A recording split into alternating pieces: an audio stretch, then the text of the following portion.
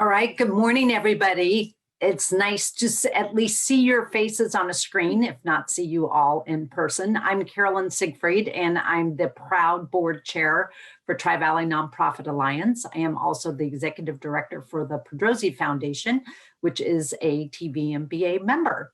And I'm very honored today to be able to moderate this panel so that we can all get to know the four of the five new mayors in the Tri-Valley.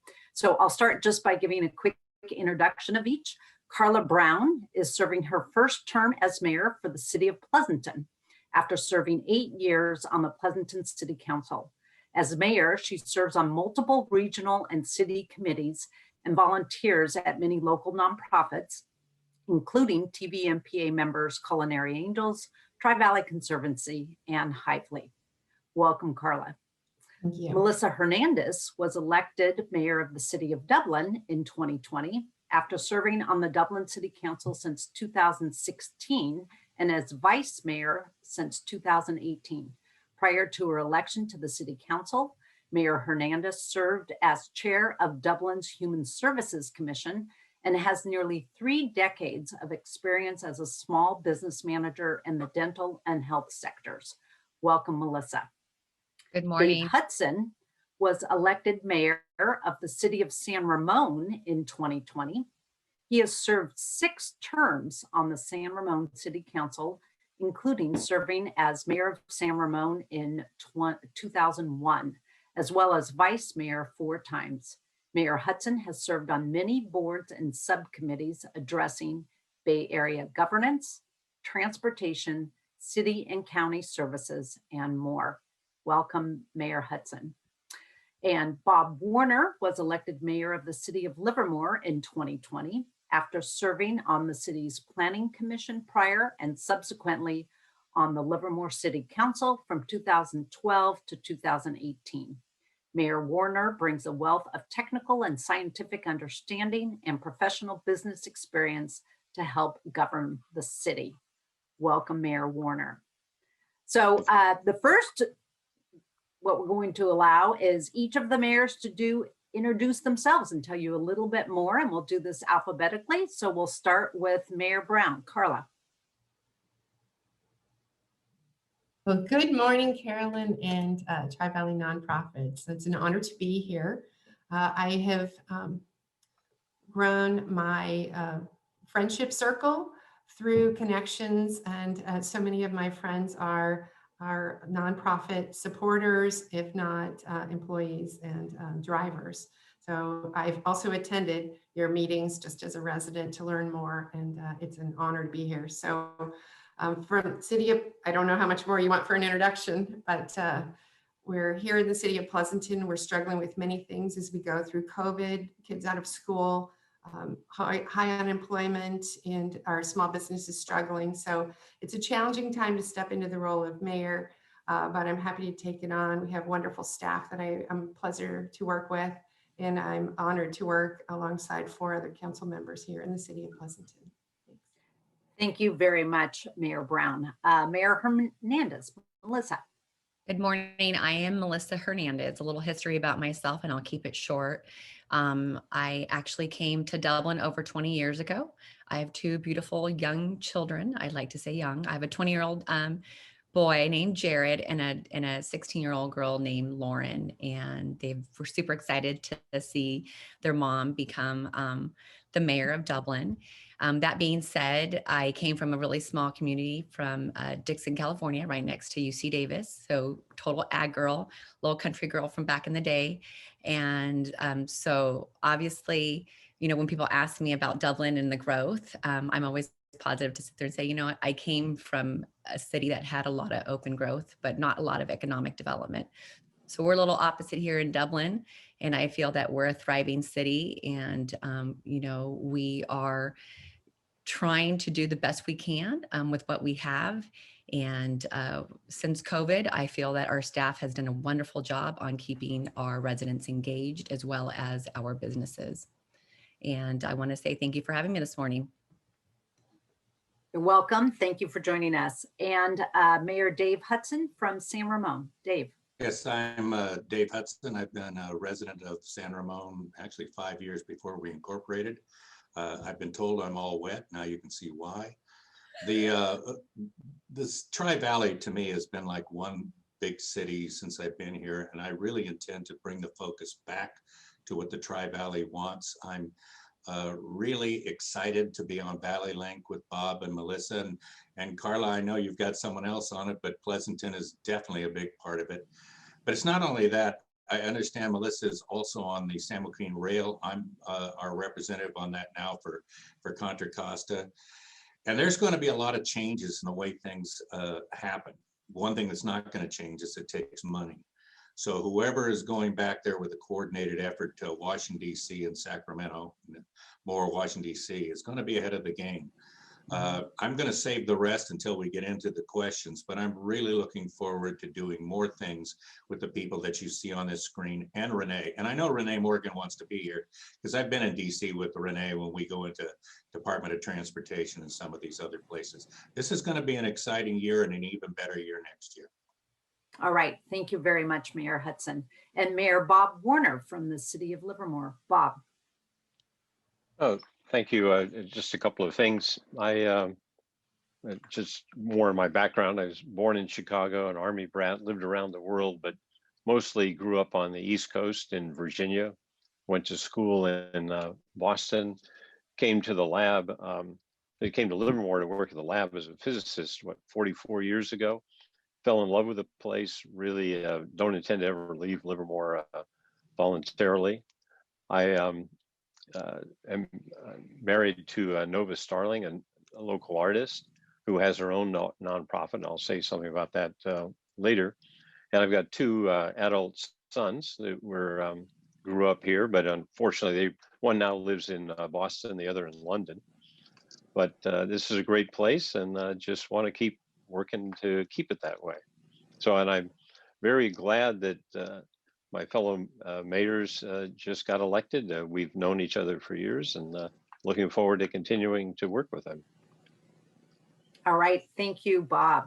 So the first question that I have for all of you is, do mayors have their own version of the first 100 days? And if so, what's on your list? So Mayor Hernandez, we'll start with you. And of course, we're looking at this very differently, right? I would have a really long list of the 100 or items that I'd want to have accomplished before my 100 days or have come to fruition. The unfortunate thing is that we have been going through this very difficult crisis. And so in my 100 days I want to make sure that we prioritize our residents, every single one in Dublin, and also our businesses. That being said, we have pivoted to some great positive things in City Hall here in Dublin, and we have helped not only our businesses, but also our residents with rental assistance, our businesses with not only some grant loans a grant also, and then loans as well, that they don't necessarily technically have to pay back. It's all in the wording in there, but also just helping our businesses with, it comes down to loaning them barricades to be able to block off any of their parking area for restaurants. And so there's been a lot of items that we've accomplished as a city. And I'm very proud of what we've all have done and working together, and also trying to make everyone just try to ride the stormy storm just smoothly. But again, definitely different because it is different times right now. All right. Thank you, Melissa. And Mayor Hudson, what's on your list for the first 100 days? Well, I like that word, Melissa, pivoted, because that's that's the theme of 2021. The biggest thing right now for us that you can see is we're remodeling our main city hall, bringing more of our departments all under one roof. Police and fire will also be under one roof, where the other departments were previously. I don't have as much 100 day as I have let's complete the things we promised from 100 weeks ago when I was elected in 2018. We've been after an overpass over Bollinger Canyon Road for the 30 years that I've been at City Hall. I think we have a chance to actually complete it. Innovate 680 for Contra Costa Transportation Authority is front and center on our wish list as we go back to Washington, D.C. And I don't care what city you are, there's one thing that's front and center for everybody, and we better get used to it. I told everyone about it at my swearing in 2018, and it's not going away by any other name. It's called RENA. There is no one that is going to survive with their housing element and their land use planning if we don't get this RENA thing under control that is being forced on us right now, not through ABAG, because I'm sitting on it, but through HCD and through legislation coming out of other districts. So no matter what our priority is, RENA is going to take over all of it.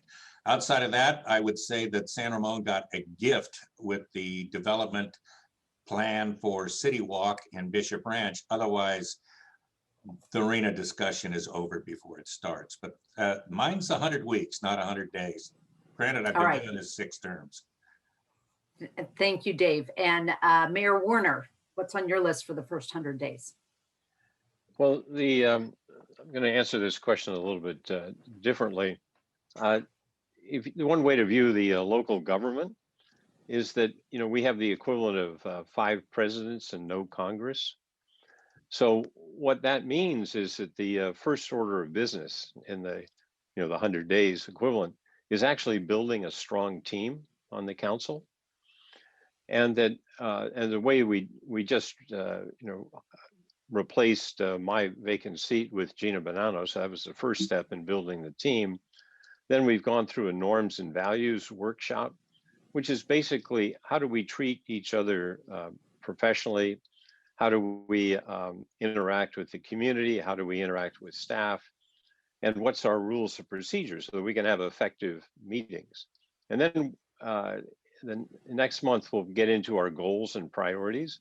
And then collectively as a council, we'll set those, and the budget comes in June. And the way to think about this is we get a new council every 2 years. So that team building is essential. And I've gone through this now 4 or 5 times. And the former mayor, John Marchand, was superb at molding us into a good team. And that's really the focus. So, and you think about it, the first few months of any year are actually of a new council are actually set by the previous council. And so the cycle, as I mentioned, begins in June. But the basic thing is maintain the momentum that we've had over the years. Well, we've got to adjust to the current realities. And then we need to ensure that the staff gets the resources they need to carry out their mission. And in the second question you've got going, I'll go into the details of where we're going to be focusing. But the real key is to have a team so we can be effective. Great. Thank you very much, Mayor Warner. And Mayor Brown. Karla, what's on your list for the first 100 days? Well, it has been a whirlwind, even though we're nowhere near 100 days. I had no idea how many committees, commissions, and boards we all sit on. And all 4 of us here today, including Renee, are extremely busy. And many of the things you don't see, but even last night, we were attending an Alameda County Mayor's Conference. And Melissa, Bob, and I are all have now new positions in addition to the ones we had. So we just signed up to be on the LAFCO board. And I think Melissa has another position and Bob's on communications. So it seems every time we're in a meeting, somebody wants us someplace, and it adds even more to our schedule. So it truly has been a whirlwind. I swore in the new Chamber of Commerce Chair, Tracy Lewis Taylor. I was proud to do a joint presentation with our superintendent for PPIE, Pleasanton Partnerships in Education. I assigned our city council members committee and commission or subcommittees and liaison roles, and had to make sure everybody was comfortable with the positions. For example, we have 2 people that have excellent financial background. They want to put them on our economic review for our CAFRs or our budget. I've been working heavily with businesses locally, but also with residents. And as I mentioned earlier, parents want their children in school. And that is a separate board. The Pleasanton Unified School District has their own elected board. but somehow I'm being asked to get involved, and I'm happy to do so. So I've offered all 5 members and the superintendent, what can the city do to help to get students and teachers back in the classroom safely? And obviously the governor's office is working hard on that. I met with the CEO of Valley Care, Stanford Valley Care, Rick Shumway, and I said, again, what can I do to help? And as part of these results and discussions of the Tri-Valley cities, Alameda County Fairgrounds will be opening on the 17th for full volume, and on the 15th for soft opening for vaccines. So it's really exciting, the things that are happening.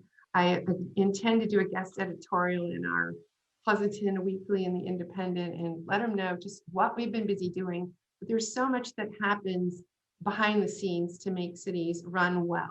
And all 4 of us and Renee are doing that. Thanks. Thank you very much, Karla. So the next question is, are there passion projects which you are bringing forward as priorities for your city? So Mayor Hudson, your turn to go first on this one. Yeah, I pretty much touched on it already. This Bollinger Canyon overpass, I don't want to say I've been at it for a while, but I probably logged over 10,000 miles of training on the Iron Horse Trail. And I could never get halfway through that run with the traffic we have on Bollinger. There were no lanes on it when I first started. Now there's 10. And that overpass went from $1 million to, I don't even want to look at what it's going to be now, but that's a passion I mentioned in 2018. It's not going away till it's complete. We've contracted with Contra Costa Transportation Authority, and it's going to go forward. The Innovate 680 plan that Contra Costa Transportation Authority is working on. There's no way of getting around it anymore, folks. Transportation and housing has been melded through SB 375, and that's going to be our way of implementing it. And now it's the accessible transportation that we're working on for seniors actually, I believe it's Alameda and Contra Costa, where we have seamless mobility for these seniors. This idea of going from one area to the other and have to change vehicles has got to end. There's got to be one way to do it. And I believe that's the goal that we're going to work on over this year. So those are my priorities. Thank you very much, Mayor Hudson. Mayor Warner, your priorities or projects, passion projects for the city of Livermore. Well, I think number one is making sure or helping our community deal with and recover from the pandemic. That's going to occupy an awful lot of effort. Where we've got to allocate money and other resources. So that's definitely the key, because without that, we're kind of stuck. But we're going to get to the other side of the pandemic. So the one that I've been working on for nearly a decade with Mayor Michon and others is finish the downtown. And we've got to get finalize our contracts with Eden Housing and others, get our parking garages going. And then what's always there is the homelessness and really, as you see in the national scene and everything, dealing with equity and inclusion in a good way and helping the community really have the right kind of culture and helpfulness towards each other. So that's really, I would say those are in the passion area.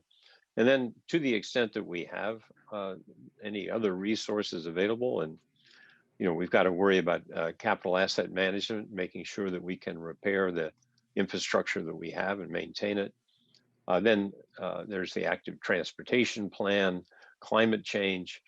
And I'd really like to, at the margin, if we can, modernize our processes, get rid of paper and things like that. So that's on the list, but dealing with the pandemic and the equity and inclusion, I think, are the really high passion projects. So thank you. And Mayor Brown, your passion projects for the city of Pleasanton. I am passionate about clean water and clean air. And so I'm one of the founding members of the Tri-Valley Air Alliance, focusing on where are the low-hanging fruit to clean our air here in the Tri-Valley.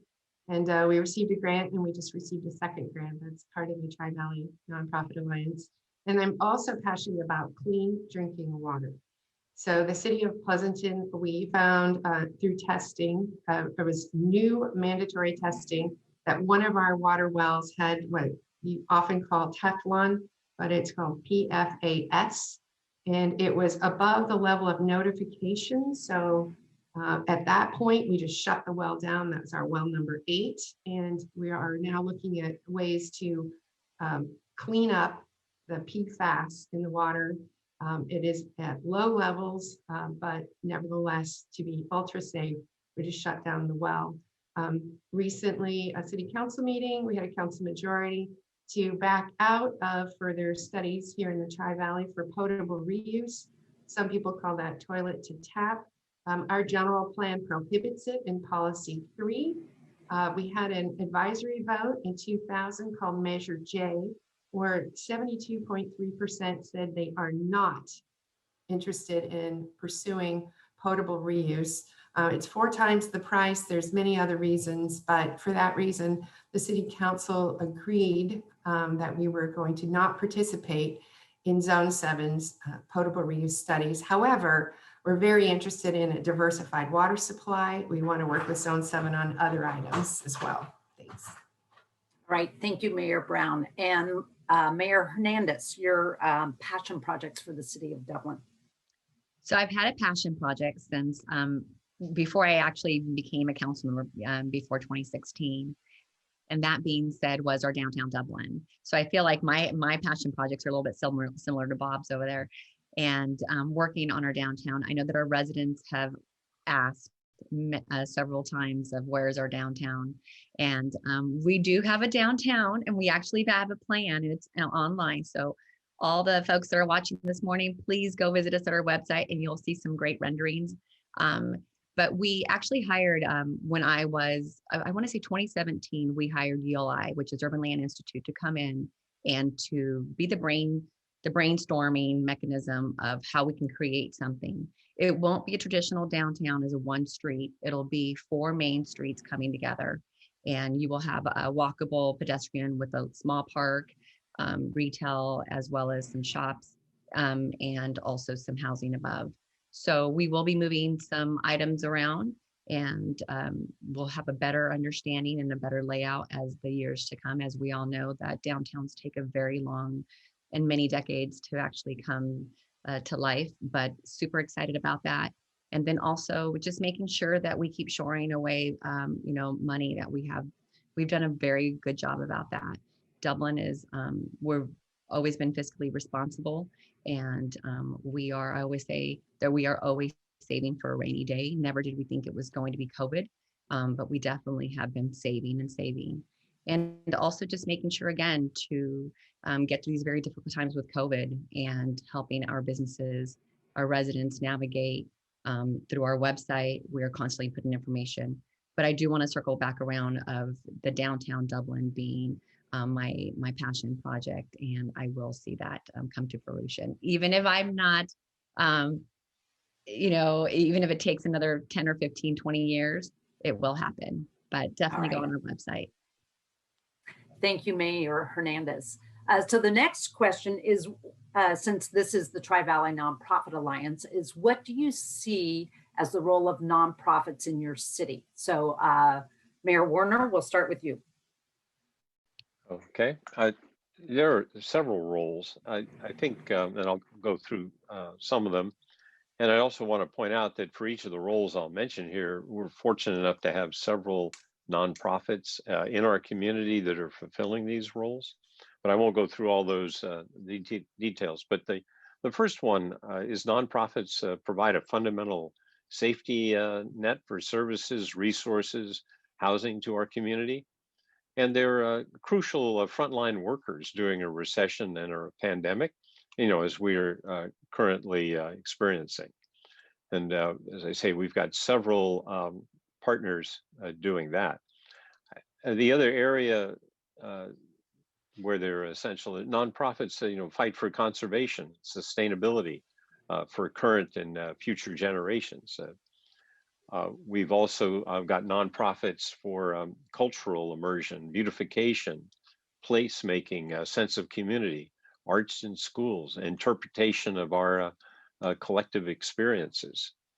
And the nonprofits play a key role in modeling the importance of community service, volunteering, and helping others. I think it's incredible what nonprofits do, and without them, we could nowhere.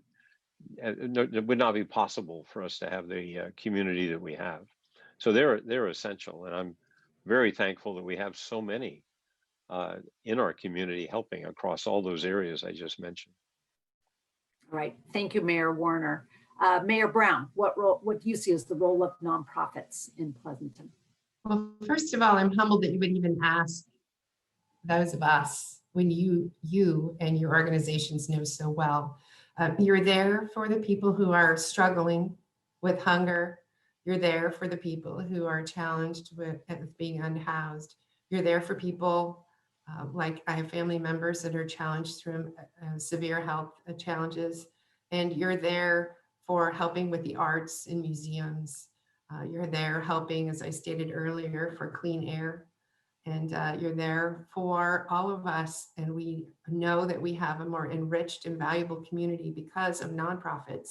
And I don't say that lightly, because I know there's uncountable hours that people volunteer because they care. And one of the things I'll say I hear as a mayor so frequently is, I just want to give back to this wonderful community that has given me so much. And many people do that through nonprofits. Not everybody is, we have 5 people elected to city government, so not everybody can help that way. But there are something usually that you're passionate about throughout your life. Something's touched you in a way that you really want to give back, and you're willing to give very educated services to a program or a nonprofit that you care about. And so I bow my head to you. I'm so appreciative, and please keep up the good work and let me know how I can help. Thank you, Mayor Brown. Mayor Hernandez, what role do nonprofits play in the City of Dublin? They play a huge role. I've actually sat on several nonprofit organizations in the past years, so I truly understand what they mean. Also, the fact that I was a human service commissioner and really truly being able to get to know some of these nonprofit organizations. But even as my transition right now through Supervisor Haggerty's office, moving on to Supervisor Haubert's office, I'm constantly working with some great nonprofit organizations. I see some on the line, such as like City Serve and Tri-Valley Haven. But that's just to name just a couple of them. But there are so many great things that you guys all do, especially during these difficult times. You were the ones that stepped up to the plate and was trying to provide, whether it's shelter or food to our residents here in the Tri-Valley. Helping and assisting in opening the first drive-through here that we had at the fairgrounds was such an amazing event, and we still have it open, and having all the cities come together is so important. But also just people not realizing what each and every one of you do, and to try to get that information out to all of our residents is so important. But I know that you guys are all constantly working, and how important they are to us, so extremely important to the City of Dublin. We may not always have necessarily, an address here in Dublin, but I know that we share the addresses in Livermore and Pleasanton and have access to those. So I applaud each and every one of you, and we're constantly helping our nonprofits in so many different ways. Thank you, Mayor Hernandez. Mayor Hudson, what role do nonprofits play in San Ramon? Well, that's the advantage of going last. I can just say ditto. I want to focus and take a little, what's that word you use? Pivot, Melissa, I love that. And just spotlight one in particular that I'm working with right now to see how we can bring in the nonprofits. And that's the accessible transportation for seniors. I think there is going to be a location or a spot for them where they're working closely with transit. There's just so darn many rules and stuff to get through that I'm not going to spend more time on that. But there is a special passion that I've had, and I wish I could find a way that the nonprofits could convince 2 other members of my council to go along with it. For years now, I've been trying to find a way to get money to the nonprofits. I think Dublin does a fantastic job with the sale of these fireworks. 4 or 5 days work, and you're pumping money in that you could never get no matter what you do. I had it set up last year, and I wished I'd gotten 2 votes to have our 4 foundations nonprofit and our 2 high schools set up fireworks stands as a charter city, and each one of them would have pulled in 25,000 net. We have to look for opportunities to get money to the nonprofits. So let me just piggyback on what the other 3 are telling you, but that's the role, reverse it. Our previous mayor used to say, what can we do for you? Well, that's what we can do. We need to raise money or set up a vehicle for the nonprofits to get more money to do the work they're doing in the community. May Thank you, I Mayor add Hudson. something very quickly? Thank Sure. you, Mayor Hudson, with regards to fireworks. I did forget to say that, but we will be having our fireworks this year. So we really would hope that you guys come and support us. Well, any of our police that are Great. watching or the press, I didn't say I was going to go over there and buy any of those. So I don't want to read about that. Thank you.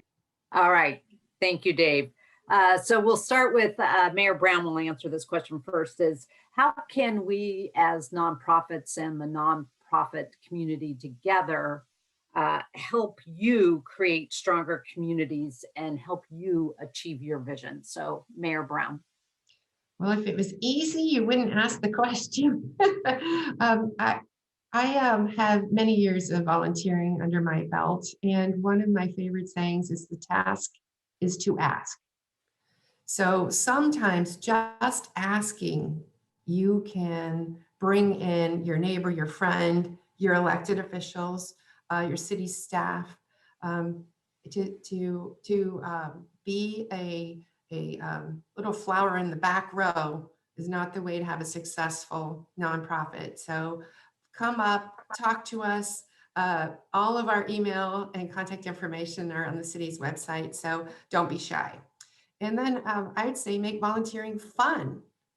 If that's possible, and it is fun because you're doing it socially and together and you're supporting each other and your bucket is filled internally, your heart is filled by volunteering. And so that's very important.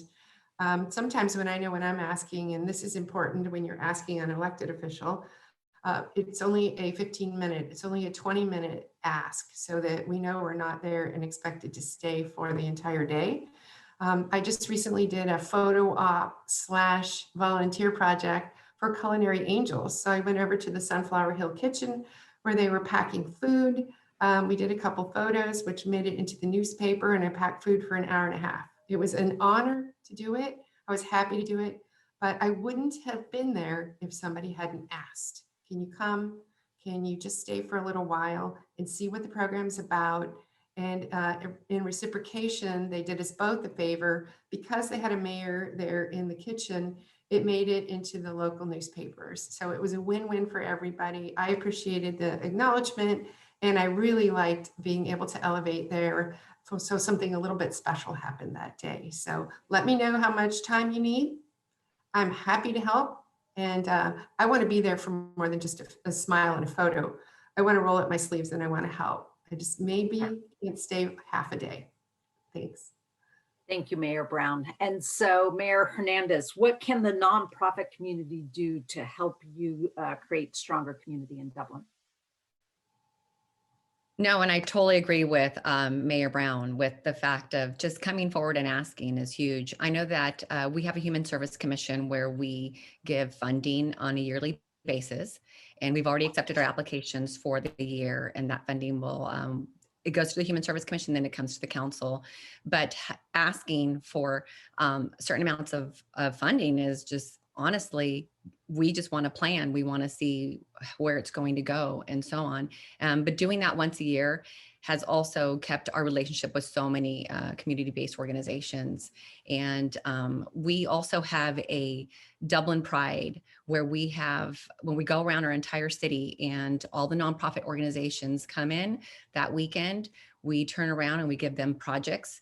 We have, we work on projects for, it could be a day or a couple days. And so we will still be having that this year. We will be doing it virtually, but just making sure that that line of communication is constantly open, because if we don't know what your needs are, then, or hear what your needs are, then we won't know. But having that lines of communication, asking and being involved is always a priority. All right, thank you, Melissa. And Mayor Hudson, you touched on this a little bit, but what else can we do to help you create a stronger community in San Ramon? Well, I think you're hearing the message. Let me simplify. You call the city manager, or you call me, or you email the city manager, or you email me. I got an email out of the clear blue from someone who's on the participants today.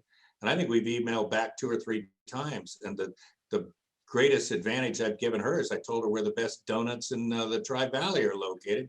Get over there and get them maple glazed.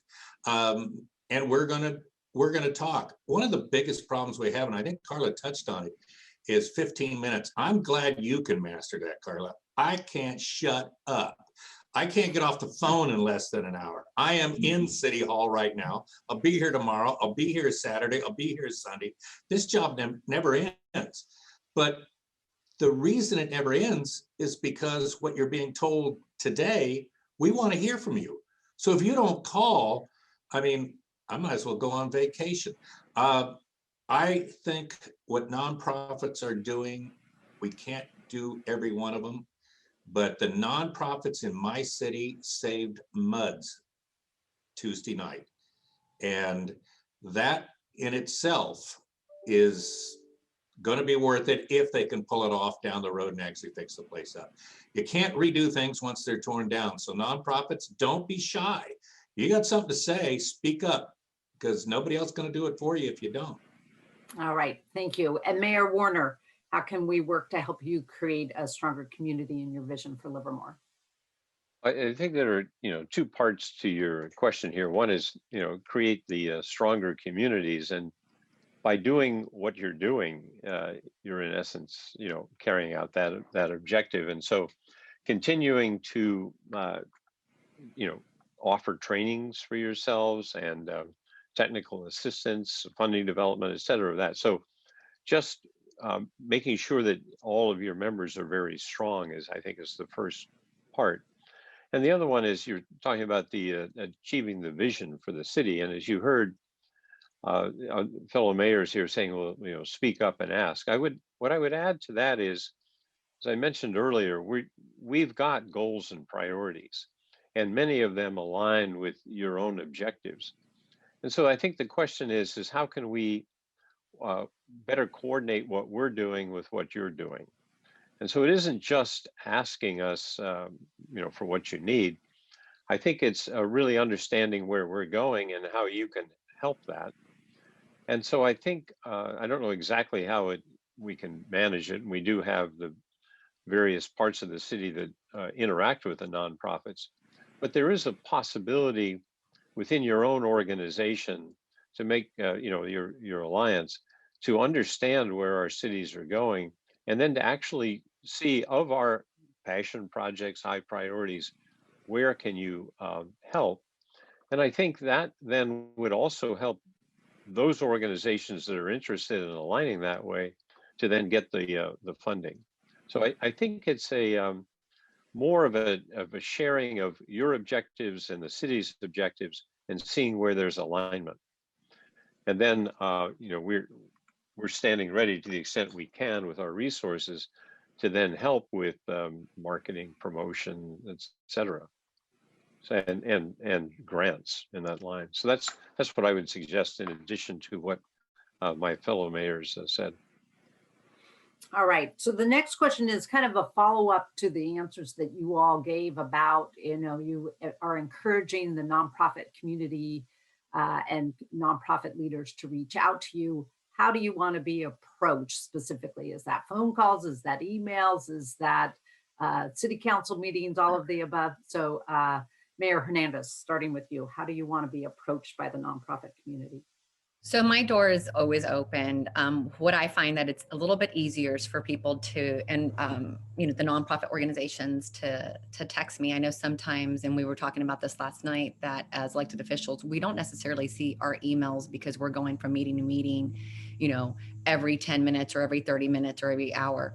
So it may take a few hours before we actually get to all of our emails. Texting is such a great advantage to have these days right now. And also just pick up the phone and call me, leave me a message. I think that's probably the best way.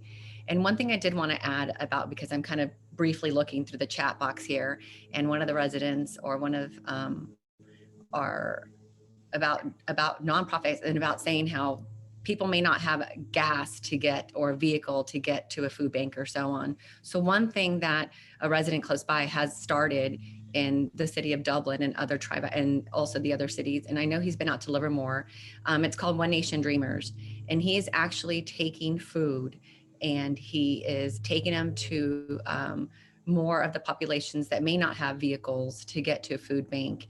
And it's One Nation Dreamers. You could find them, you can always donate. And he's actually bringing food to seniors. He's bringing food to, like I said, residents that may not have a vehicle or a gas to get to the food bank. So just by him reaching out to myself and to a couple of other elected officials, he's on his way. And I think it's going to be such a great program. Great, thank you, Melissa. So Dave, how do you want nonprofit people to connect with you? Add to your email inbox or call you, or both? You know, my home phone number's been on all my literature since I've been on. I've only been here 24 years, folks. Just reminded me as I'm listening to Carolyn, I got to go home and check for messages. My wife gives better answers than I do anyway. I always tell the people, first thing you look at is the website. There's a CRM, which for the life I can't think of what it means, but you got a suggestion, you got a comment, you've got anything, it goes right to the city and we will respond. I put it as call the city manager or call me, but you know, if you call me, I'm going to end up calling him. I think that as an elected official, the reason we have public comment or your phone call is when we make a decision, I'm not worried that I'm stupid or haven't done this for a while, can't figure it out. I'm worried that I missed something. So if you don't call me with something that you've got, that it might be something I've missed, we're just going to go along with the information we've got. Pick up the phone and call. My home number's there, 570-0106. If you want to call the cell phone next to me now. One of the things I used to love to do is, not our past mayor, but our mayor before that, I just give away his home number. Unfortunately, he got wise and would turn around and call me right back. And then he'd let me have it if I didn't take care of it. But we want to hear from you. That's the message here. How you get the message to us is up to you. All right. How about Mayor Warner? How do you like to be approached best? Well, a couple of things here. One is, about what. So the where I can help, I think my role is to, be as helpful and supportive as possible. But if there were opportunities for me personally, because it's my specialty, to help with strategy or vision or things like that, I would love to be able to engage in those kind of conversations. So reaching out to me to do that is where I would, I think I could be helpful and would want to do it. And in order to, and help develop creative ideas. But the best way to get me is a phone call. And if you call the city number that's listed for me, it forwards to my cell phone.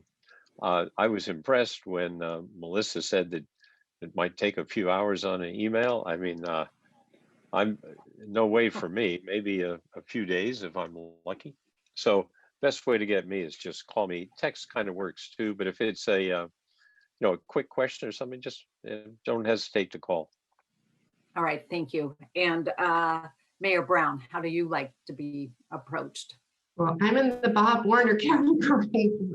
We get so many emails, and sadly, many of them are, just spam kind of junk emails. But the best way is to contact me by email, which is kbrown, the letter K Brown, at City of Pleasanton, ca.gov. So, and then CC my admin, because she's awesome for getting on my schedule. And I'll just give it, it's L Tarnow, TARNOW, same thing, at City of Pleasanton, ca.gov. And then be specific what you're looking for. Maybe Bob's got an expertise that's different than mine. So yeah, I've got 15 minutes. Can you be here to help out and unload a food truck or whatever your needs are? Be specific so I know what I'm signing up for. And we definitely are here. We care about our communities and we're here to help. And we'll just balance it with we're busy. Please be patient. If you don't hear back, call me. Call me, 925-200-1909. We are here to help, but we just need to be able to figure out how to put it in our schedules. Thanks. All right, great. Thank you, Mayor Brown. So one last question before we move to the Q&A. And for the Q&A, we're going to go through kind of the chat first. Charlene will feed some questions from that, and then we'll go to live Q&A. So before we move to that, any last things that you want the nonprofit community to know about you? So Mayor Warner. Sure. Well, it turns out that my wife, Nova Starling, a local artist, has formed her own nonprofit recently and is a member, participates in your meetings. And hers is Art and Resources to Inspire. And its purpose is to inspire students to find their voice through the arts and make a difference through social action. So I've enjoyed being on her board, and it's given me insight as to how nonprofits work. So I think the whole area is very exciting and want to participate. All right. Dave Hudson, anything else the nonprofit community should know about you? Well, I probably should have told you at the beginning, I've been married for 51 years, scouting for about 40 years, but probably the best thing I can do for you is I'm on almost every committee there is out there. I tried to list the Transit County Connection, Contra Costa Transportation Authority, Association of Bay Area Government, Bay Area Air Quality Management District for the last dozen years, Valley Link with Melissa and Bob, and San Joaquin Rail now. The Bay Area Regional Collaborative is one of the things I think might be unused at this time by the nonprofits, but will pick up some steam. And maybe the most important one that you guys are causing me to miss a tea time today was San Ramon Golf Club, the men's club. And any of you nonprofits want to take that over, you'll find my home number at the top of your list. So thank you for asking the question. All right. Mayor Hernandez, anything else you want the nonprofit community to know about you? Sure. First of all, I want to say without you all that we wouldn't have the support for the cities that we need here. So I want to say thank you for always, being priority and helping others. But a little bit more about myself is just like, Dave said, we sit on a lot of committees, but I try to sit on the committees to diversify my portfolio, and the fact that I'm on, East Bay Community Energy, because I think our energy is so important for us. Also stop waste, reuse, recycle is also important. I know there's a lot of myths out there, but I think we need to keep working together. And also just being in transportation. Transportation is huge. I know right now that our highways seem like they're not completely jam-packed like they usually are, but we need to make sure that we complete some of these projects that we've already started, and they're so important because eventually we will be having traffic back on those highways. And then just having a good communication also with our school district, and I think it's so important for us because of the fact that these are our leaders that will be leaders tomorrow, and Dublin has some great schools. And again, just giving back to our communities is so important. All right. And Mayor Brown, anything else you want us to know about you? Absolutely. Well, as a member of TV30, we do twice a month. We get, as you know, Carolyn, we do a speech about what's going on in our city. And there is an option for Mayor's Choice. And if I had an opportunity to have a guest speaker or to highlight one of the nonprofits that focus especially on Pleasanton, since all the other mayors have their opportunity as well, I look forward to it. So bringing those nonprofits that are doing the hard work in our community, raising them to more people learn about them, more people will take advantage of these wonderful programs, and as well they can contribute themselves. So I'm happy to do what I can to raise the awareness. Great, thank you very much. And that's a great resource for nonprofits as well, TV30. So Charlene, I see that there's I haven't been following it all closely, a lot of questions coming up in the chat. So if you could go ahead with the first question from the chat. Great. Thank you, mayors. I wanted to let everybody know that we have nearly 90 participants on the call today. So it's a fantastic audience, and we've had a great number of questions come in through the chat. One of the questions is, in your positions, is there one thing that you wish residents better understood about city government and how it works? And I thought we could just start with Mayor Hudson, because he happens to be in the corner here for me. I wish I could sit down with people and show, my desk has 2 inches of legislation that has come down from Sacramento that I just want to say, none of this makes any sense, but it's law. There is no way I can explain to people that we have to build housing, and the numbers that we have to build are ridiculous. And then to go through an ABAG meeting and actually have a vote and spend 2 minutes explaining to nice people that this is the dumbest thing I've ever seen in my life. How in the world can you take a county like Santa Clara County and reduce the number of homes they have to build, which means the rest of them, us, have to build them so that people will commute to Santa Clara? If I could just explain that one thing, Rena, of course, somebody's gonna have to explain it to me, but state legislation, if I could just explain that we are bound, we have to follow those laws, it would make my day, my week. There's my 100-day, 100-week plan right there, just explaining how ridiculous some of this stuff is we have to follow. All right, so Mayor Hernandez, what would you really like the nonprofit community to know and understand? I want to say that one of the key points is how our agency is constantly working. You know, our city managers, our staff, it's so important because of the fact that in times like these, you know, people think that our police and fire get communication, you know, and they're constantly having to communicate with our staff. And so what I'm trying to say is, when our city manager is such a lead person in our city staff, and you have great staff to be able to keep everything running 24/7, we get to go home and go to sleep right in the evening. But we don't know about, well, I know the mayors do and the council members do, but there's a lot of things that happen, you know, even in the evening.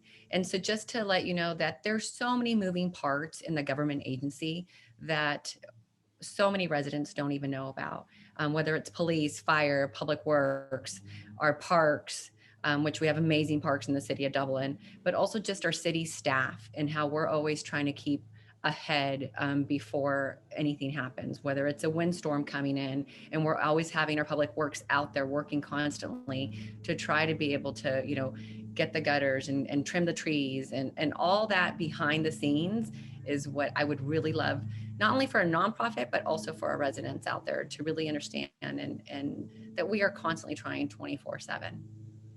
All right, Mayor Brown, anything more to add to that? I just want to show my appreciation. I know we have Linda Garbarino, who's head of 3 nonprofits. There are some people that are working really hard to support these nonprofits. And I believe there's people who want to join and they just don't know how. Maybe their next door neighbor is not volunteering, or or they are, and they need that invitation. That task is to ask goes beyond those of us that are here talking to you today. I know I left a big job in Silicon Valley, stayed home with my children for a couple of years before I got involved. And I was trying to look for a way to get involved. I went to cities' websites for volunteering. I talked to my neighbors. I tried to be a parent mom in the schools even. And because nobody knew me, they didn't trust me. And here I am, you know, the mayor of Pleasanton later. So I was a valuable resource, open the doors to new people who want to help. And those could be your future leaders. All right, Mayor Warner, anything else to add about that's important for us to know about and learn? Yeah, I think how things actually work, and what I want to and would want to say is that if you have an idea and you want to get it implemented, we're ready to help you figure it out. And just as an example, the people who came to me and wanted to get an anti-vaping ordinance passed, and I was able to work with them to help them understand the process. And then we've got a really good legislation. We were kind of leading that in the Tri-Valley, actually, and you know, and maybe in much broader than that. So it's we're willing to, or I'm willing to explain how to get things done, and it's a little not clear when you first look at it, but we're here to help you figure out how to be effective. So that's what I would add to that. All right. Charlene, the next question from the chat. Across the Tri-Valley, what suggestions do mayors have for citizens to engage on issues of homelessness and associated services? All right. So Mayor Brown, let's start with you with that. How do? Oh, boy, if it was easy, we would have solved this problem long ago. But I have to call out Access Community Health, which Mayor Hernandez mentioned earlier. But Access Community Health is partnering with our 3 cities to try to help address some of the mental illness that happens in the Tri-Valley. They received a $250,000 grant from the county, and then they're also receiving support from Dublin, Pleasanton, and Livermore. And oftentimes homelessness is associated with mental illness, not always, but we are trying to address the mental health of not only our high school students that are stressed, our adult population, and in addition, some of our homeless population that are struggling with mental illness. And so it's through nonprofits like Access Community Health that we're able to supply some funding and fill a gap that is way overdue, because it's so difficult to get mental support. Even if you have insurance, it's difficult to get mental support. So this will be for people even that are our uninsured population. And, we are here to help, but solving homelessness is definitely a challenge. It's something that we work on almost daily. So Mayor Hernandez, any other suggestions for how citizens can engage on that issue and the other services? Yes, as we see, and especially now, the last year, we do see an increase of homeless individuals being displaced from their home. So I feel that, like Mayor Brown said, that the 3 cities are giving our heat funding to one particular city who has helped us tremendously, which is Livermore. You guys have been amazing in helping us.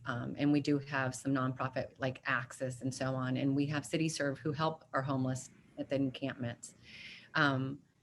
But something that we are trying to create here in Dublin, and we hope that our Tri-Valley cities will engage, especially Livermore and Pleasanton, is we are trying to create an urgent health center for residents with mental health, a mental health resource somewhere in the Tri-Valley, because it's so important. We don't necessarily have something quite yet, but we are having conversations and we're trying to get that started. We're trying to get funding for it.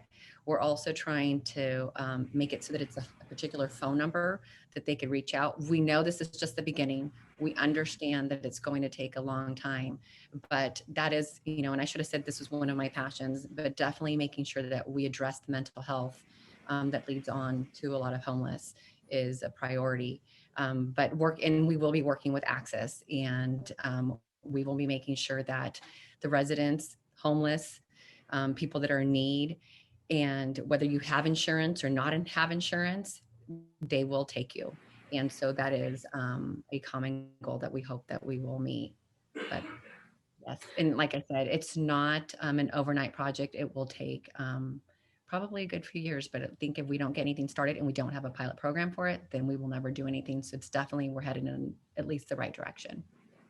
So just to follow up on that, Mayor Warner, since Mayor Hernandez pointed to the city of Livermore as kind of a leader in addressing homelessness, what more can citizens do to be engaged in helping to solve that issue? Well, there are a couple of things. I mean, first of all, I think citizens can support, volunteer, and also contribute to resources to the existing nonprofits we have. And in Livermore, we have many that are helping the homeless. So the best way to engage would be with the nonprofits that are already helping. But in addition, we don't have the resources that we need at the local level to really solve or make a huge dent in the problem. So what citizens can do is lobby the state and federal officials to make sure we have the appropriate funding coming through. And we're also trying to, through the mayor's conference, address homelessness and countywide. So there are, we're as local officials are trying to do this, but where citizens can help is with their time and money into the nonprofits, as well as taking the effort to lobby the state and federal officials. All right. Charlene, the next question from the chat. So the next question is, what are the projects you as mayors work on collaboratively? Okay, so Dave, what do you work on collaboratively? I thought Transportation, would that be the first? Is that your I first thought I got answer? out of asking questions, ducking me on the last one. I would have just said, Karla, repeat what you just said. I'm sorry, go ahead, Carolyn, ask it again. So what are the projects that you work on collaboratively as the four mayors together?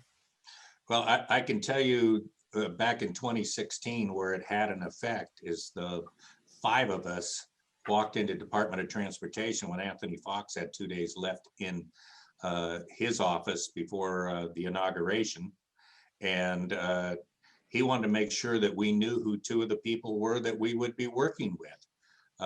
It probably helped when I said, hi, Butch, hi, John. I mean, we've been back there so many times. But if you look, the results are CCTA, a 19, 20 employee operation, got 2 $8 million grants.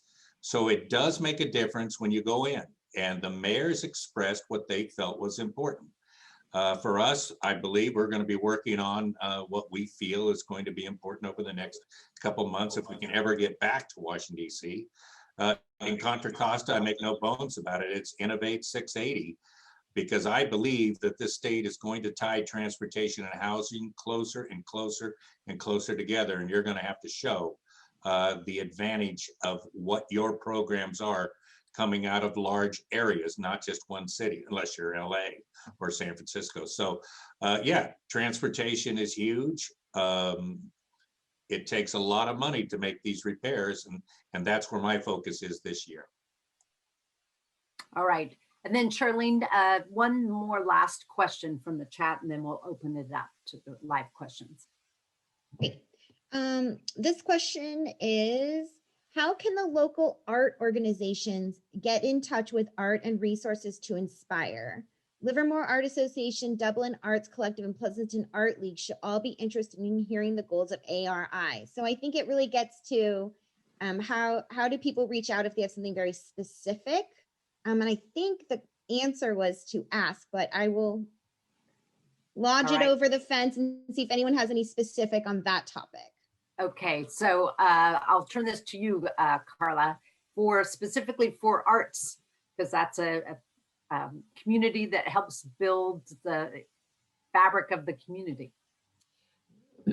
So if I understand the question correctly, hopefully I just offer some information if I don't answer the question.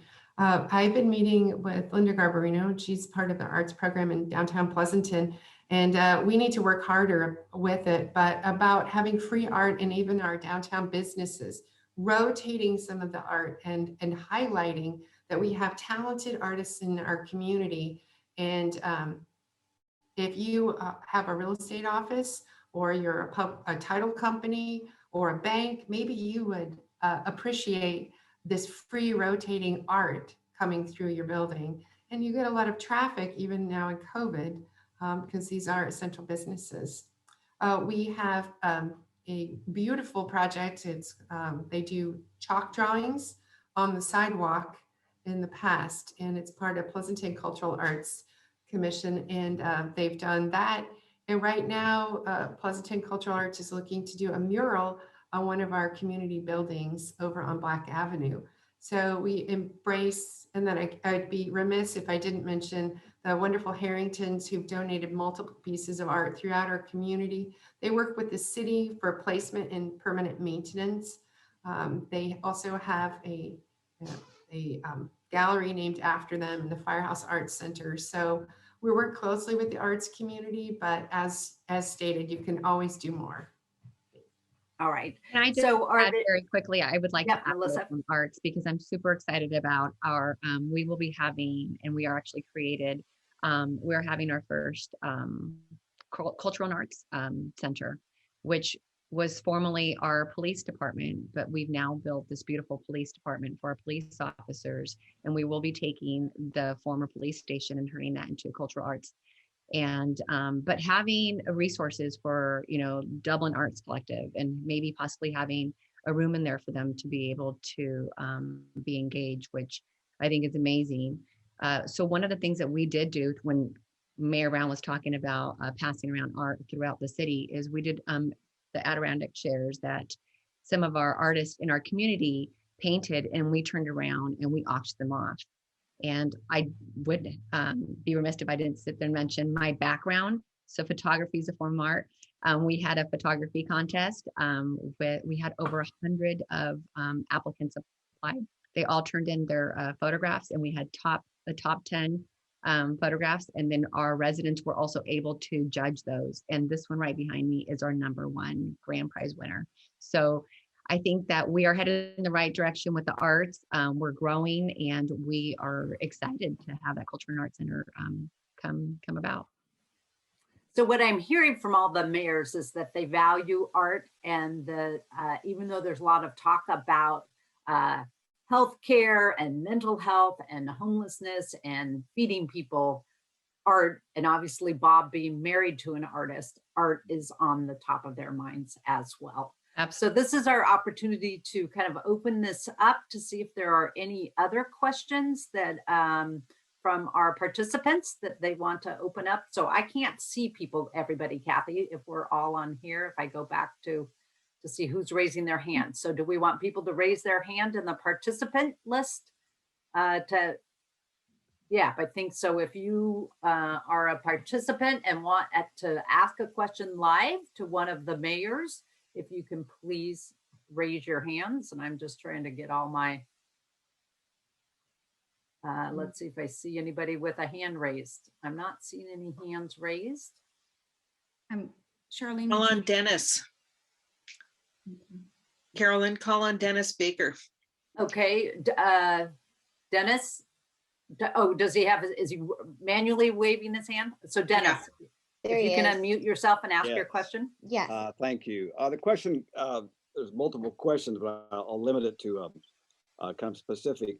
You know, when we see the storefronts in our downtowns become available for whatever reasons, and they sit empty for a long period of time, to us, the art organizations here, all the nonprofits who are working to engage the community, to teach, to provide resources and education for people who want to develop the arts, we look for ways to engage. And it seems like we could follow the lead that Berkeley set a while back by sort of dictating a process whereby the community can reclaim in some way these empty storefronts that are going idle for long periods of time.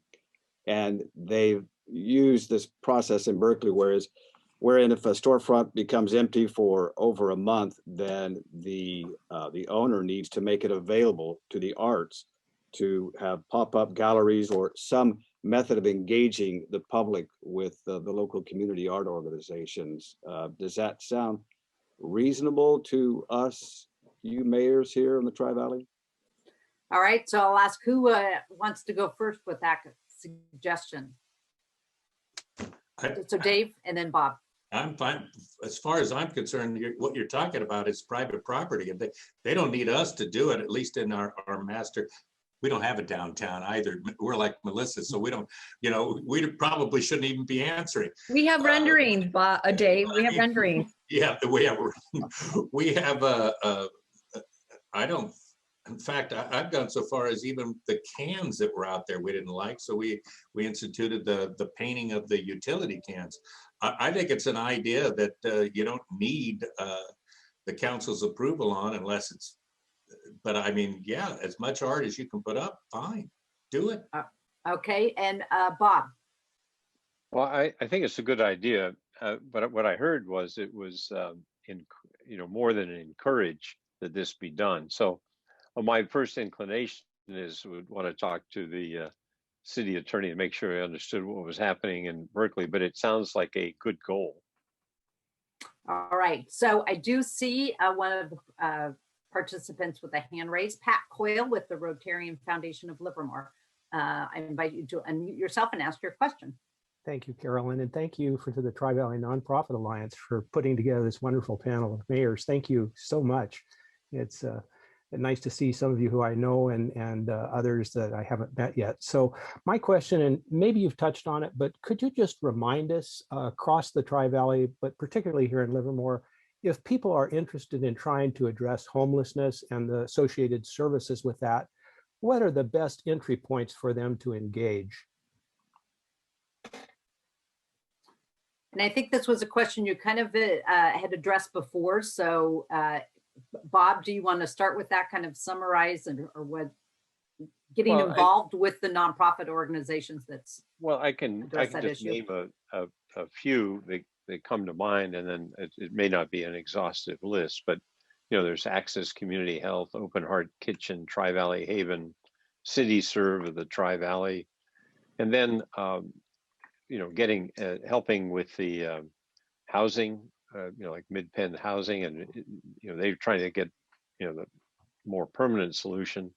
We've got through the the churches with the tiny homes project. So there's just a wealth of ways to get involved in helping in especially in Livermore and in the Tri-Valley.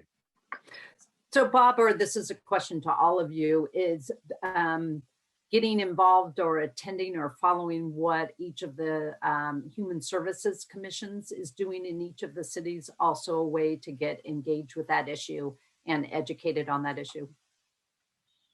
If I can, I'll just start here. I formed or initiated a subcommittee of the Council on Homelessness. We do have the Human Services Commission. We've also got, equity and inclusion work going on. And so one of the things that we need to do in Livermore is kind of consolidate, rationalize how to do this and make it easier for people to help and be more focused. So even helping us organize how we want to think about this whole problem is a place where people could help, as well as engaging in the particular nonprofits. Okay, and then a next question with a hand raised comes from Kathy Coyle. So Kathy, I invite you to unmute yourself and ask your question. Oh, thank you. And again, thank you for all of you for coming and giving us your opinions and views of what's going on in the Tri-Valley. My question is that there used to be, and maybe there still is, an overall community needs assessment done by the consortium of cities in the Tri-Valley.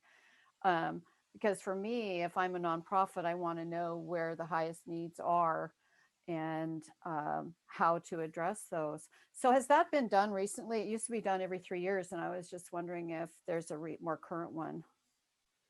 So that's for anybody. Yeah, Melissa, do you want to respond to that? Yeah, so I can help a little bit. I know that, yes, you're right, Kathy, they do it. And the county actually does assist in doing that. So I do believe just because it's been COVID, they haven't been able to, start the count again, but there's definitely a count. I know that if you text me or email me or call me, I can get you some more information, but I know that the county is involved in that. And with regards to being able to assist, they're always needing people to help deliver food as well. As you know, some of our homeless are now in hotels. And so being able to get food to them is really important. I have a resident that called me and he actually delivers food. And he asked me, do you have blankets? Do you have any sleeping bags? Do you have any of that extra stuff that we're able to give, especially right now, since there's not a shelter place here in the Tri-Valley for the homeless. I know that we have that hotel. We will have that until hopefully through March, and then the county is looking to expand the months beyond that. Again, it's all comes down to funding. All right. So Karla, did you want to add to that? Yes. I did. The last time the city of Pleasanton did a needs assessment, it was pre-COVID. But we were all a little surprised about what the real desire and need was, and it was for dental care. So often somebody that's ill can go to a hospital, but dentists aren't normally in those kinds of programs for lower income. And so thanks, Sue Compton, I know is on today, and she was part of bringing dental care to the Tri-Valley. And if you have, a loss of teeth and you're feeling self-conscious, or if you just are lacking those dental care that so often people need, it was something I know as a council member, I was very surprised and happy to be able to help with that. So sometimes, but it is time. The point is well taken. It's time to do another needs assessment. This is a different situation. We've pivoted, and it's a paradigm shift. COVID has done that for all of us. You ruined Can, this. can I add to that? Yes, Bob. I last night was participating in a ad hoc meeting of some of the mayors in Alameda County, and this particular topic came up. And also in the Alameda County Conference of Mayors later that evening was brought up. But what's happened because of COVID, the one that was a needs assessment that was planned for this year was postponed, and it won't happen again until probably beginning of next year, given the situation. The other thing is, whereas we've done it every 2 years, it's looking like we'll be moving to every year to do the needs assessment. And that the other thing that we were talking about is how can the mayors and the cities effectively guide the needs assessment, so that in the past it hasn't necessarily been done as well as it could. So that's another issue. We'll be getting together to figure out how to have more directive input to make sure that the needs assessments are done the way we think it should be. All right, thank you. And then I see Tracy Sarge, you have your hand up, so I invite you to unmute yourself and ask your question. Tracy? Thank you. So my question is, if you are a small nonprofit that doesn't have a home base, so we work throughout the Bay Area doing rooms for children that have faced abuse or trauma, how is it best for us to, I don't want to say to approach you, but I know there's been several comments about if you're based, working in Livermore, if you're working in Pleasanton, but we work throughout the Bay Area. So is it best to just contact UNC directly who we can talk to in the area to help at the most, or what would you suggest? So that's a good question. I'll kind of add to that. So how do you Carolyn. look at the nonprofits that do they have to have a Pleasanton, Dublin, Livermore address, or do you look at it holistically and who's serving? I know that. Okay. Sure. I know that Dublin, we don't look at it necessarily. And like Tri-Valley Haven is a perfect example. Tri-Valley Haven is helping, women in need, right? And so we don't ask for zip. We're not asking, are the residents coming from Dublin? We don't do that because one, it's a privacy thing. These are women that have been battered. And so we're just trying to help.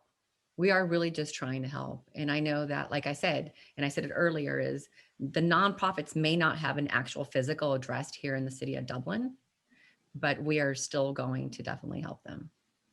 All right. So I think that's kind of, I'll just by nods or shakes of the head.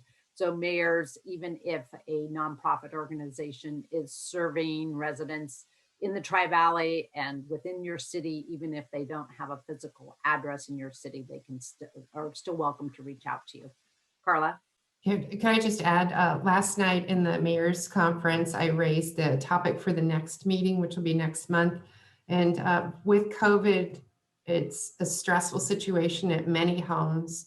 You've got parents working and children trying to do a distance learning, and everybody's in a confined space and they don't have that social outlet. So hats off to the caller who called in. I know there's an expanding need.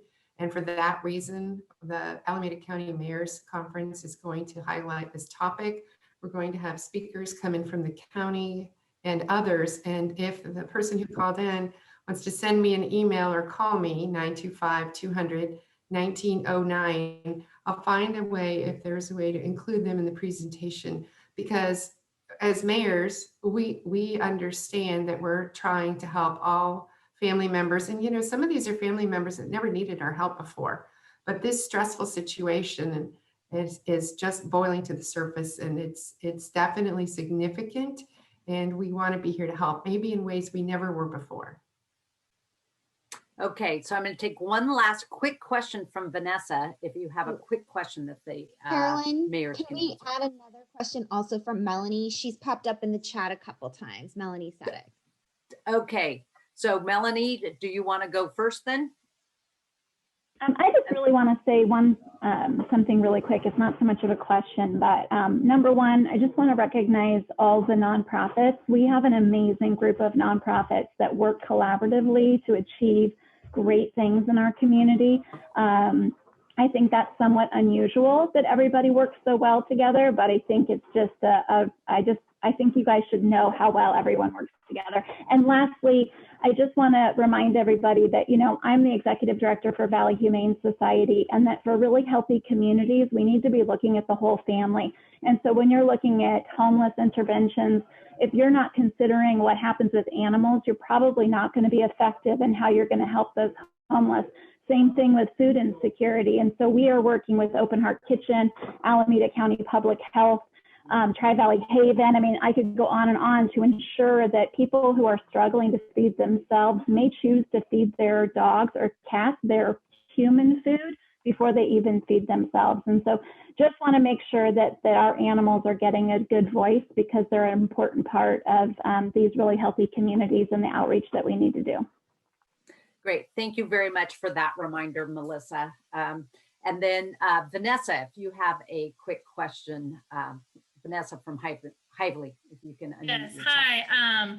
Thank you guys. I just wanted to know what the mayor's perspective and vision were for our youngest residents. I know at Hively we serve hundreds and hundreds of children with diapers and food and formula and warm clothing. And I just kind of wanted to get an idea of what your vision were for our youngest residents.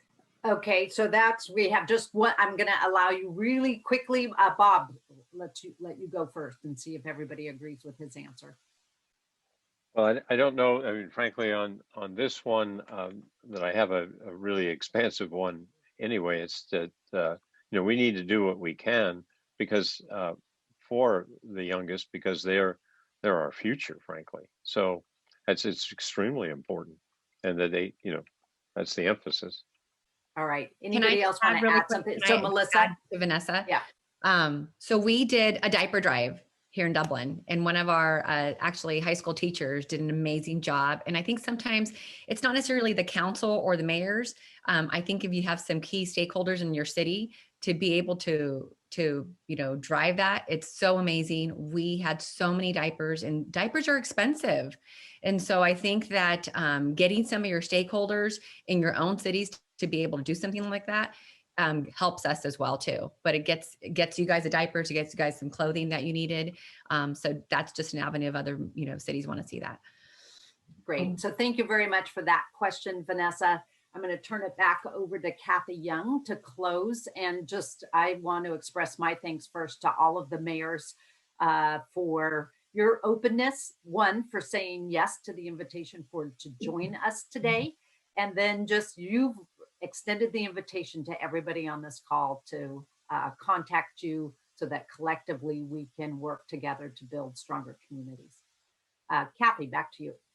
Well, I just want to say thank you to all of you once again. Really appreciate you showing up and making sure I wasn't muted. And I'll give a plug for a diaper drive. You know, I did a diaper drive for Hively myself, just on social media. Collected over 6,000 diapers that I was able to contribute to Hively. And there's so many different ways that we can be of service to each other. And one of the things I love about Tri-Valley Nonprofit Alliance is that's our goal, is to bring all of us together so that we can find different ways to collaborate, share resources, education, and also have these opportunities to get in front of the mayors and for the mayors to be able to get in front of us. So thank you again for everybody who came out, all the attendees and the mayors as well. And have a really great rest of your day and stay safe and healthy. Yep. Bye, everybody. Not gonna happen. Special meeting tonight. It's not gonna happen. Let's keep this meeting going. I don't want to do the one tonight. Thanks, everyone. Glad you enjoyed this one, Dave. Thank you. I'm gonna end. Bye. Bye, everybody. Thank Bye. you. Thank you guys so much. Bye. Thank you so Thank much. you.